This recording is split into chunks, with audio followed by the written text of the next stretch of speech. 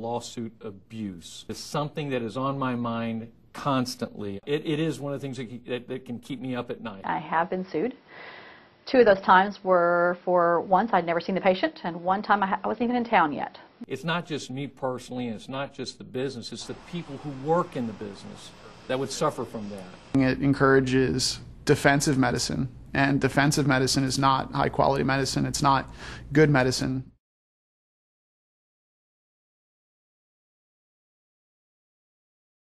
Some years ago I read a headline in the Wall Street Journal that said that Texas was the lawsuit capital of the world, and that was very scary to read as a business person. When I first got here, multiple members of my group were getting sued or being named in lawsuits.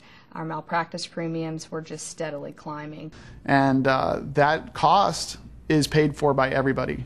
Nothing's free. Some of us didn't feel that we could continue to practice. There's attorneys like lurking around, it seems like, at the hospitals looking for ways to make a quick buck. It was clearly in the side of the trial lawyers.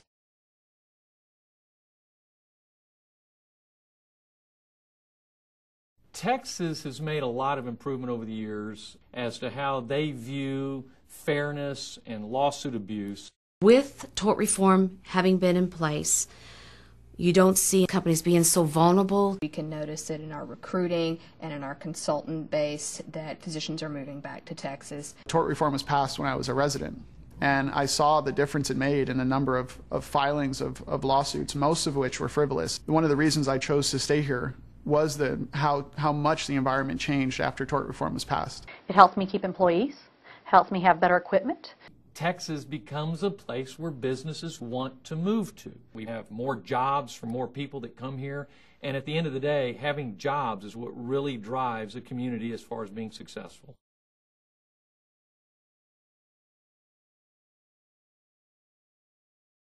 I think that the lawsuit reforms and the tort reforms that happened and keeping them in place and not allowing them to be rolled back and changed is very important.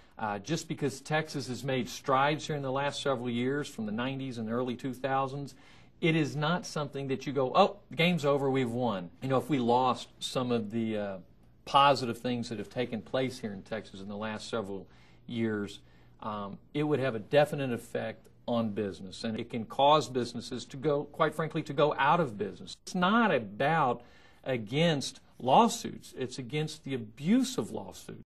The judicial system, when it works correctly, is a good system, and it's fair. There are a few bad apples that tend to spoil the whole bunch. I like the fact that everything's fair and balanced in the state of Texas. If it was to go back to the old way of doing business, it's going to hurt our expansion of growth. And I believe that the average person on the street is beginning to understand the cost of lawsuit abuse, and I think that's good.